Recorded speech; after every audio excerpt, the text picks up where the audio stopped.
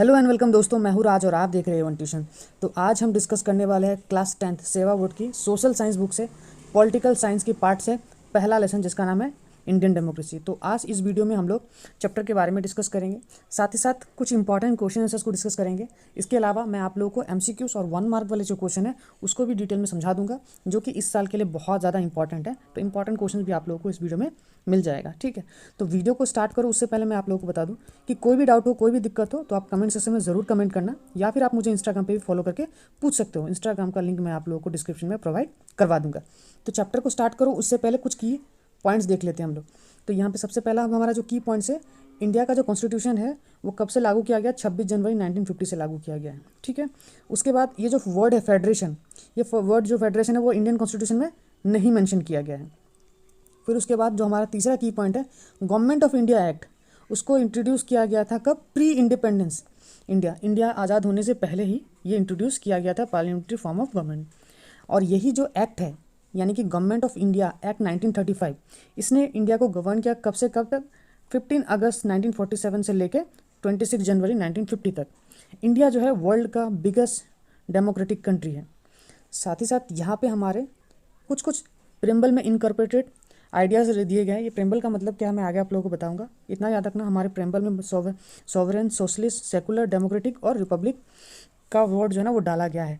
और ये एक तरीके से समरी है। इस तरीके से हम लोग को ब्रीफ आइडिया लगता है कि हमारा जो है कॉन्स्टिट्यूशन वो किस दिशा में और कैसा होगा, ठीक है। तो चलिए सबसे पहले हम लोग कुछ की पॉइंट्स देख लेते हैं जो कि हम लोग को इस चैप्टर में चाहिए, तभी जाके आपको जो है ये चैप्टर बहुत अच्छी तरीके से क्लियर हो पाएगा, ठीक है।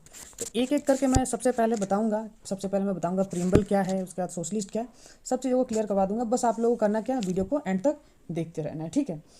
तो सबसे पहले चलिए हम लोग स्टार्ट करते हैं ना, प्रेम्बल से स्टार्ट करते हैं, क्योंकि ये प्रेम्बल से ही हमारा कॉन्स्टिट्यूशन क्या होता है, स्टार्ट होता है। तो एक वर्ड डाला गया है यहाँ पे, we the people of India, इसी से स्टार्ट होता है प्रेम्बल। तो कई बार पूछा जाता है कि प्रेम्बल में तुम्हारा why is the preamble considered as the soul consensus threshold and keys of the Indian constitution. देखो इसलिए क्योंकि देखो प्रेम्बल जो है ना तुम्हारा एक ब्रीफ आइडिया देता है अबाउट द मेन फीचर्स मतलब ideas and objectives of the Indian constitution. अब देखो प्रेम्बल क्या होता है मैं यहाँ पे दिखा देता हूँ। देखो ये देख रहे हो, ये हमारा जो है ना ये प्रेम्बल ऑफ क्या है, इंडियन कॉन्स्टिट्यूशन। ये क्या से स्टार्ट हो रहा है? We the people of India. तो ये जो है ना इसमें वर्ड्स क्या क्या डाले गए, जैसे जस्टिस, सोशल, है ना, economic, political, liberty, equality, fraternity. तो ये क्या एक तरीके से brief summaries and ideas and objectives है ऑफ हमारा क्या कॉन्स्टिट्यूशन, कि हमारा कॉन्स्टिट्यूशन किस आधार पे बना हुआ है। आई होप कि आपको मैं क्लियर कर पा रहा हूँ। अच्छा, नेक्स्ट हम लोग क्या देखेंगे, सॉवरेन। अब ये सॉवरेन का मतलब क्या होता है? तो देखो सॉवरेन का मतलब जैसे कि तुम्हारा इंडिया जो है ना एक सॉवरेन स्टेट है, and it is free from any external power और रूल। ऑल द डिसीजंस, किसी भी तरीके का जो डिसीजन हो, चाहे वो इंटरनल हो as well as external matter के हो, है ना, देश के, हमारे देश के लोग ही इंडिपेंडेंटली इसको ले पाते हैं। इसका मतलब एकदम क्लियर है, यानी कि हमारे ऊपर किसी भी तरीके का दबाव नहीं होगा, बाहरी ताकत होगा। इसलिए हम अपने स्टेट को क्या कहते हैं, सोवरेन कहते हैं। दूसरा वर्ड जो है सोशलिस्ट। अब सोशलिस्ट क्या, इंडिया भी एक सोशलिस्ट स्टेट है। The term was included in the preamble by 42nd constitutional amendment act 1976।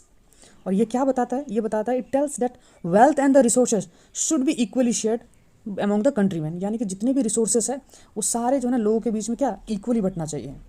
There should not be any equality among the people in accordings to their income status and standard of living, यानी कि income status या फिर standard of living के basis पे किसी के साथ जो ना भेदभाव नहीं होना चाहिए। तो इसका मतलब सोशलिस्ट का मतलब ये है।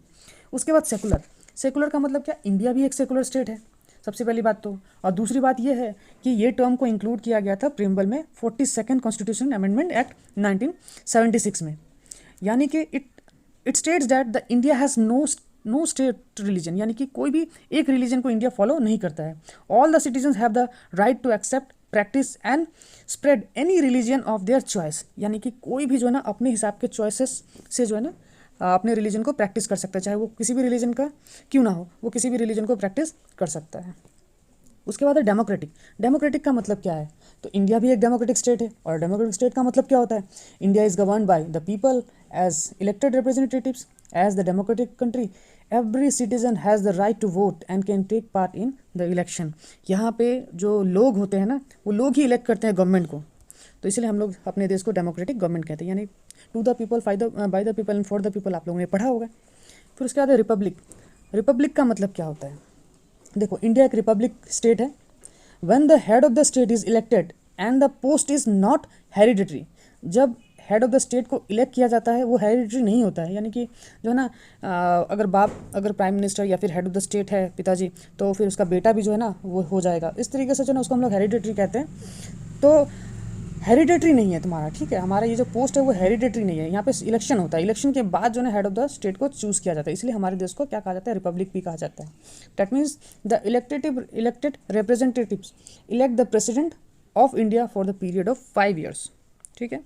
उसके बाद क्वासी फेडरल स्टेट के बारे में बताया गया कि क्वासी फेडरल स्टेट क्या है, ठीक है। तो इसको जो है ना आगे आने वाले क्वेश्चन में आप लोगों को मैं अच्छी तरीके से क्वासी फेडरल स्टेट के बारे में बता दूंगा, ठीक है। तो अगर शॉर्ट में पहले ही बता देता हूँ शॉर्ट में, ठीक है। तो देखो शॉर्ट में क्या होगा यहाँ पे, a state with the system of governance in which features of both the federal and unitary form of government are incorporated is known as quasi federal. यानी कि एक ऐसा गवर्नेंस जिसमें फेडरल और यूनिटरी फॉर्म दोनों ही गवर्नमेंट को incorporate किया होगा, एक साथ मिलाया हो गया होगा, उसी को हम लोग क्या कहते हैं, क्वासी फेडरल स्टेट कहते हैं, ठीक है। उसका ड्राफ्टिंग कमेटी शायद आप लोगों को पता होगा, कॉन्स्टिट्यूशन ड्राफ्टिंग कमेटी के द्वारा ही बनाया गया था, है ना। चलो अब शॉर्ट क्वेश्चंस को देख लेते हैं, ठीक है। तो शॉर्ट क्वेश्चन में सबसे पहले आते हैं 1 मार्क, ये टेक्सचुअल क्वेश्चन है, उसके बाद मैं एक्स्ट्रा क्वेश्चन भी डिस्कस करूंगा। विच political party one the election held in 1945 in England, तो वो था लेबर पार्टी।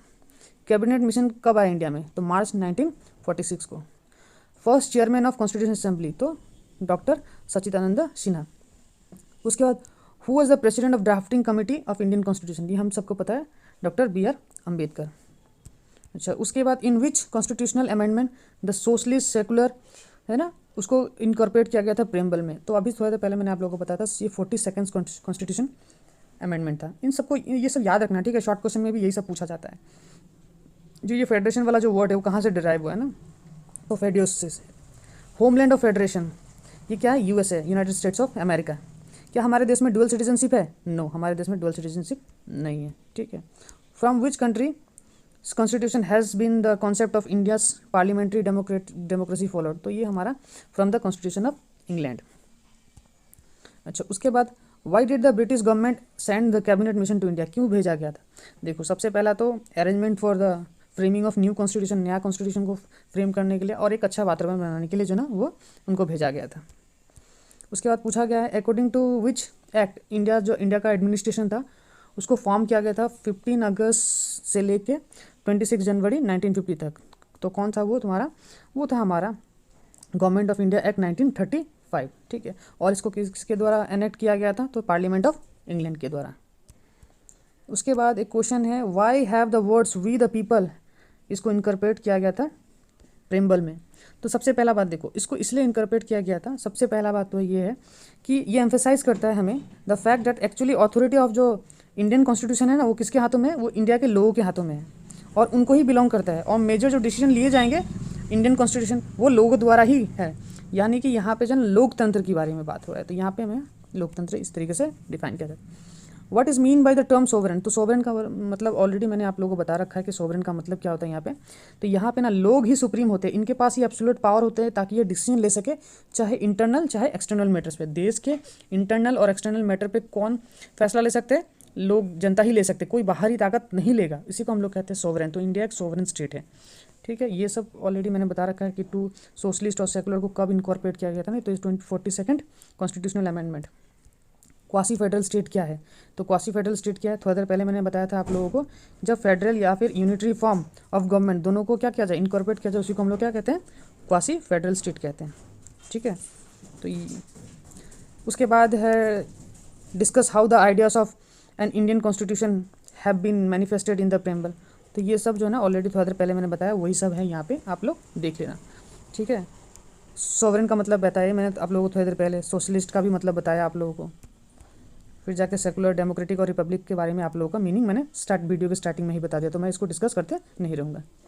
उसके बाद discuss the objective and resolution put forward by Nehru in relation to Indian constitution. तो नेहरू ऑब्जेक्टिव्स को बताना है जो कि नेहरू के द्वारा पुट फॉरवर्ड किया गया था। तो इनमें से आप लोगों को जो भी मतलब अच्छा लगे शॉर्ट में आप 4-5 पॉइंट जो ना पढ़ लेना, जो कि याद रहे आप लोगों को, आप एग्जाम में लिख सको अच्छी तरीके से।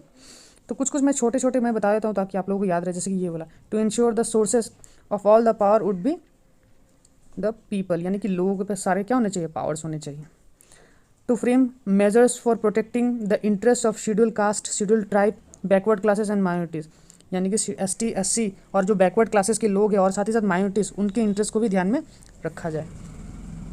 तो ये सब सारे पॉइंट्स हैं जो कि नेहरू के द्वारा लिए गए थे, ठीक है। उसके बाद डिस्कस करना है इंडियन फेडरल सिस्टम के बारे में। इंडिया का जो फेडरल सिस्टम है वो कैसा है तुम्हारा। तो इंडिया का जो फेडरल सिस्टम है वो क्वासी फेडरल सिस्टम है। और क्वासी फेडरल सिस्टम के बारे में मैंने क्या बताया था कि यूनिटरी और फेडरल दोनों ही फॉर्म को क्या किया जाता है, इनकॉर्पोरेट किया जाता है। अच्छा, उसके बाद डिस्कस करना है importance of characteristics of the parliamentary form of government. उसके बाद एडिशनल अब MCQs, ठीक है। MCQs जैसे कि who was the permanent president of constitution assembly, तो कौन परमानेंट प्रेसिडेंट था, तो वो है डॉक्टर राजेंद्र प्रसाद। दूसरा, in which country was the federal system of government introduce, कहाँ पे इंट्रोड्यूस किया गया था फेडरल सिस्टम, तो वो है यूनाइटेड स्टेट्स ऑफ अमेरिका। कौन से, in which year was the Sarkaria commission set up, Sarkaria commission कब सेटअप किया गया था, तो 1983 में। Quasi federal is known as, तो ऑल ऑफ द, ठीक है। पिकुलियर फेडरेशन, सेंट्रल फेडरेशन, ना federation in the form but unitary in spirit, तो ये ऑल ऑफ द अबव हमारा आंसर है। उसके बाद who was elected as the permanent president of constitution assembly, तो इसका ये तो पहला वाला नंबर जैसा ही है। उसके बाद how many sitting sessions of the constitution assembly were held for the formulation of Indian constitution, तो वो है 11। Number D, which of the following means the supreme and absolute power of the state, तो sovereignty होगा, ठीक है। Sovereign के बारे में बताया था ना, एब्सोल्यूट पावर होते हैं लोगों के पास ताकि वो अपने डिसीजन ले सके, ठीक है। फेडरल सिस्टम फर्स्ट टाइम कहाँ इंट्रोड्यूस हो गया था, तो USA यानी कि यूनाइटेड स्टेट्स ऑफ अमेरिका। तो इस तरीके के शॉर्ट क्वेश्चन जो है ना आप लोगों को पूछा जाएगा। सरकारिया कमीशन कब सेटअप किया था, फिर जाके द अपर हाउस के बारे में, the upper house of dash is known as the house of lords, तो इंग्लैंड में कहा जाता है अपर हाउस को, जैसे हमारे यहाँ पे राज्यसभा कहा जाता है, वहाँ पे हाउस ऑफ लॉर्ड्स कहा जाता है, ठीक है। Who among the following is not a member of drafting committee constitution, कौन नहीं था, तो डॉक्टर S सिन्हा, ठीक है। It took about dash year to frame constitution, कितना ईयर, तो ऑलमोस्ट 3 साल के आसपास था ना, तो ये 3 ईयर्स, ठीक है। तो ये सब हमारे जो है MCQs हैं, इसके आंसर जो है हमने दे रखे हैं ताकि आप लोगों को कोई प्रॉब्लम ना हो, कोई प्रॉब्लम हो तो बताना, ठीक है। फिर 1 मार्क वाले क्वेश्चन देखते हैं। 1 मार्क वाले क्वेश्चन जैसे 1945 में इलेक्शन में कौन जीता था ब्रिटेन में, है ना, ब्रिटिश इंग्लैंड में, तो वो था labour party. When was the first sitting constitution assembly held, तो 1946 था, 9 दिसंबर 1946। When did the constitution assembly constitute the drafting committee, तो 29 अगस्त 1947। In which year did constitution of India came into force, यानी कि कब लागू किया गया, तो 26 जनवरी 1950 को। Name the country in which grants dual citizenship कहाँ पे आता है, USA पे आता है। इस तरीके के शॉर्ट क्वेश्चन जैसे कि which country is known as the homeland of federation, तो ये था हमारा यूनाइटेड स्टेट्स ऑफ अमेरिका। शायद ये मैंने क्वेश्चन कई बार रिपीट कर दिया तो ताकि आप लोगों को याद ही हो जाए अब तो क्या हमारे कॉन्स्टिट्यूशन में फेडरेशन वर्ड इनकॉर्पोरेट किया गया है, तो नहीं। Why did India call quasi federation, India को क्यों क्वासी फेडरेशन कंट्री कहा गया है, क्योंकि देखो यहाँ का जो इंडियन पॉलिटिकल सिस्टम है ना, उसको इस तरीके से कैरेक्टराइज किया गया है ताकि ये फेडरल भी है और यूनिटरी फॉर्म भी है, इसीलिए इसको क्वासी फेडरल कहा गया है, ठीक है। तो मेन ऑब्जेक्टिव क्या था behind the Sarkaria commission, to resolve the conflict between centre and state, centre और स्टेट के बीच में जो कॉन्फ्लिक्ट था उसको खत्म करने के लिए ये कम बनाया गया था। What are the 2 houses of parliament, तो ये लोकसभा और राज्यसभा है।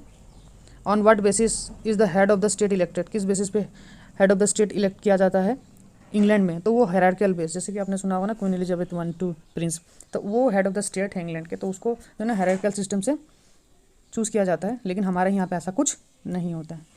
तो इस तरीके के जो है शॉर्ट क्वेश्चंस 1 मार्क वाले क्वेश्चंस भी जो है आप लोगों के लिए बहुत ज़रूरी है। तो ये 1 मार्क वाले क्वेश्चंस पढ़ना, इतना पढ़ लोगे ना तो 1 मार्क वाले क्वेश्चंस तो इतना काफ़ी है, सफिशिएंट है, ठीक है। आई होप आपको ये जो ना वीडियो इन्फॉर्मेटिव लगा होगा। वीडियो इन्फॉर्मेटिव लगा हो तो लाइक कमेंट शेयर करना ना भूले, साथ ही साथ हमारे चैनल को सब्सक्राइब कर दे और कमेंट सेक्शन में ज़रूर लिखिएगा कि आने वाला वीडियो जो है ना आप लोगों को किस चैप्टर और किस टॉपिक के ऊपर चाहिए। तो चलिए मिलते हैं अगले वीडियो में, तब तक के लिए गुड बाय।